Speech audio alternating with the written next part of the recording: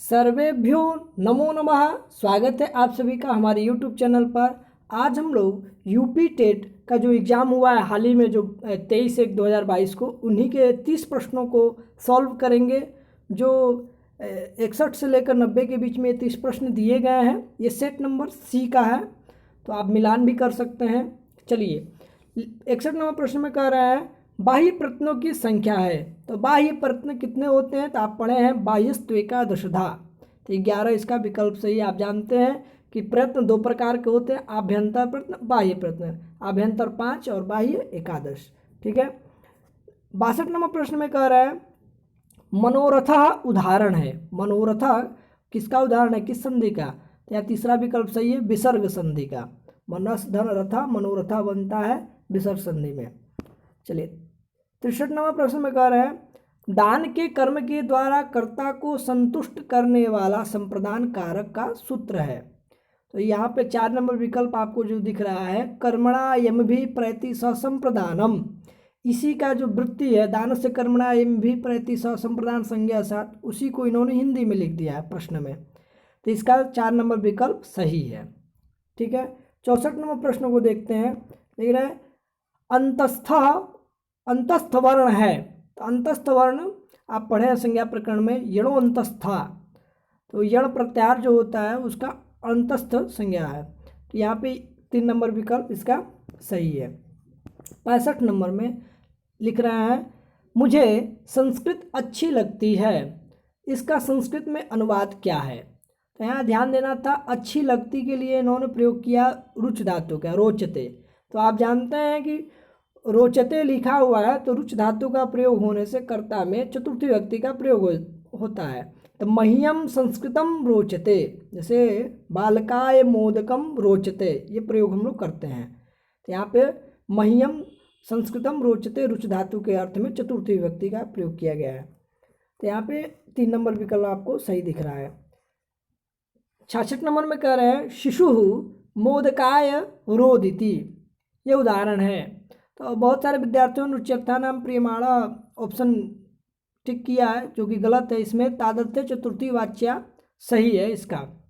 यहाँ पे शिशु में कोई विभक्ति नहीं है, कर्ता में प्रथमांति है। मोदकाय, मोदक के लिए रोता है। तो यहाँ पे तादर्थ्य चतुर्थी वाच्या का जो अर्थ है, जिस प्रयोजन के लिए कोई कार्य किया जाता है उस प्रयोजन में चतुर्थी होती है। तो यहाँ प्रयोजन किसके लिए? तो मोदक के लिए रो रहा है, तो मोदकाय हुआ है। तो इसका सही विकल्प तादर्थ्य चतुर्थी वाच्य है। ठीक है। 67 नंबर प्रश्न में कह रहे उच्चई उदाहरण है। तो उच्चई आप पढ़े होंगे, प्रातिपदिकार्थ लिंग परिमाण वचन मात्रे प्रथमा की वृत्ति में अलिंग का उदाहरण है ये। ठीक है। जिस अव्यय है, उच्चई क्या है, अव्यय है। तो इसका कोई लिंग नहीं है, यानी स्त्रीलिंग पुल्लिंग नपुंसक लिंग, इसका कोई लिंग नहीं है, अव्यय जो नष्ट नहीं होता है। ठीक है। 68 नंबर प्रश्न में कह रहा है उष्म वर्णों का बोधक प्रत्याहार है। तो ये भी संज्ञा प्रकरण से प्रश्न है। शल उष्माड़ा आप पढ़े हुए हैं, सल प्रत्याहार में तीनों श आते हैं और ह भी आता है। तो ये इसका विकल्प सही है, 4 नंबर। 69 नंबर में कह रहे हैं पठानी रूप है, ये लोट लकार का है। 3 नंबर विकल्प इसका सही है। पठ धातु का जो पठानी पठावा पठामा बनता है, भवानी भवा भवामा, उसी की तरह। ठीक है। ये भी धातु से पूछा था। 70 नंबर प्रश्न क्ष मिलकर बना है। क्ष किससे मिलकर बना है? तो 1 नंबर इसका विकल्प जो है सही है, क और मूर्धन्य सकार से। ठीक है, ये सही हो जाएगा। 71 नंबर में कह रहे हैं अट प्रत्याहार के वर्ण है। तो अट प्रत्याहार आप जानते हैं कि सारे अच आ जाएंगे उसके अंदर, अयुण रिल्ड के यौच हयवरट। तो इसलिए डायरेक्ट इन्होंने लिख दिया स्वर तथा हयवर। ठीक है, पहला विकल्प इसका सही है। नेक्स्ट कह रहे हैं कारक में यदि प्रकृति है क्री तो प्रत्यय है। अगर क्री प्रकृति है, क्री धातु से कौन सा प्रत्यय हुआ है? तो ये अणुल प्रत्यय हुआ है। 3 नंबर विकल्प इसका सही है। अणुल जब होता है तो कारक, और जब त्रिच करते हैं तो कर्ता बनता है। ठीक है। अव्ययी भाव समास का उदाहरण है। अव्ययी भाव समास का यहाँ पर उदाहरण आपको एक ही दिख रहा है, अधिहरि। 4 नंबर विकल्प इसका सही है। 4 नंबर विकल्प सही है। बाकी आप द्वादश देख रहे हैं, दौच दशच द्वादश द्वंद्व समास, राजपुरुष तत्पुरुष समास, पीतम अंबरम यस्य सह पीताम्बर बहुव्रीहि समास, ये सब अलग अलग समास के हैं। ठीक है, नेक्स्ट करें, निम्न में कौन चतुर्विंशति शाहस्री संहिता के नाम से ख्यात है? तो निम्न में रामायण जो है ये चतुर्विंशति शाहस्री संहिता के नाम से प्रसिद्ध है। पहला विकल्प इसका सही है। इनमें से कौन संयुक्त व्यंजन है? तो संयुक्त व्यंजन आपको दिख रहा है, किसको कहते हैं? जब दो व्यंजन के मेल से बना है। तो ज्ञ जो बनता है ज और य के मेल से बनाया जाता है, तो यहाँ पर संयुक्त व्यंजन ज्ञ हो जाएगा। 4 नंबर विकल्प इसका सही है। 76 नंबर प्रश्न में देखते हैं कि मैं ऐसा मानता हूँ का अनुवाद होगा। तो सिंपल है, अहम एवं मन्ये, बहुत बार प्रयोग में मिलता है ये। ठीक है, 77 नंबर में कह रहे हैं मैं बाजार जाता हूँ का संस्कृत में कर्मवाच्य वाक्य होगा। तो मैं बाजार जाता हूँ, पहले लिखे होंगे आप लोग कि अहम आपणम गच्छामि, और उसी का अहम का मया आपणम गम्यते। ठीक है, कर्मवाच्य में। तो ये 4 नंबर विकल्प इसका सही हो गया। नेक्स्ट कह रहे हैं पच धातु का अक्त प्रत्यय लगकर रूप बनेगा। पच धातु में अक्त प्रत्यय लगने पर एक सूत्र आता है पचो वह, उससे अक्त के वह हो जाता है, तो पक्वा बनता है। 4 नंबर विकल्प इसका सही है। ठीक है, बहुत लोगों ने पक्ता मारा है, पचिता भी मारा है, तो ये विकल्प गलत है, पक्वा इसका सही है। ठीक है, अगले प्रश्न में कह रहे हैं पंचनवति संख्या है। तो पंचनवति यानी नवति मतलब 90, आप पंच उसमें 5 जोड़ दीजिए तो 90 5 95, ये संख्या 4 नंबर विकल्प 95 सही है। 80 नंबर प्रश्न में कह रहे हैं अव्यय शब्द समूह है। तो आपको दिख रहा है अव्यय शब्द समूह सर्वत्र, अधुना, ऊपरी, ये 3 नंबर विकल्प इसका सही है। 81 नंबर प्रश्न में कह रहे हैं संस्कृत साहित्य में किस कवि की रचना को विद्वद औषधम कहा गया है? तो ये नैषधे विद्वद औषधम ऐसे पंक्ति है, यानी श्रीहर्ष के लिए। दूसरा विकल्प यानी नैषध महाकाव्य के रचयिता रचनाकार कौन है? तो श्रीहर्ष जी हैं, तो ये 2 नंबर विकल्प इसका सही है। फिर दे रहे हैं यहाँ पे प्रस्तुत गद्यखंड के आधार पर प्रश्न संख्या 42 से 84 तक, 82 से 84 तक के प्रश्नों को सही उत्तर दीजिए।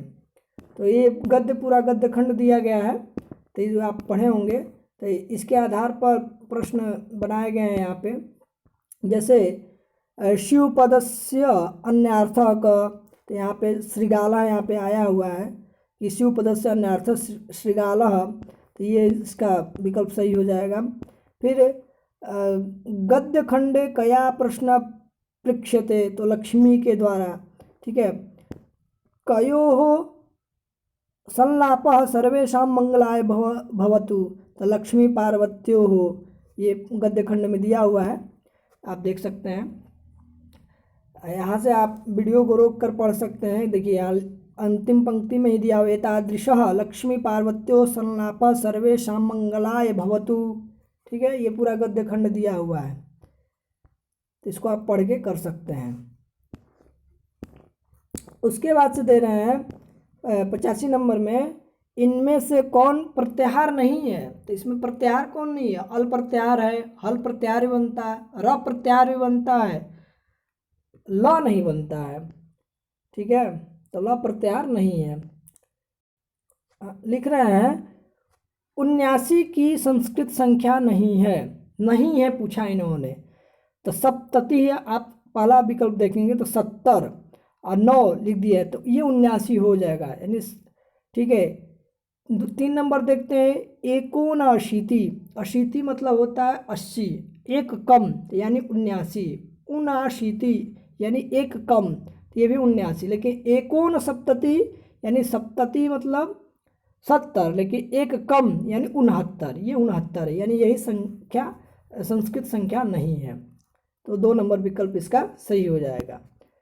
87 नंबर में कह रहे हैं दिन भर में पाठ पढ़ डाला, इस वाक्य का अनुवाद है। तो दिन भर में पाठ पढ़ डाला यानी उसने पाठ अपनी फल की प्राप्ति कर ली।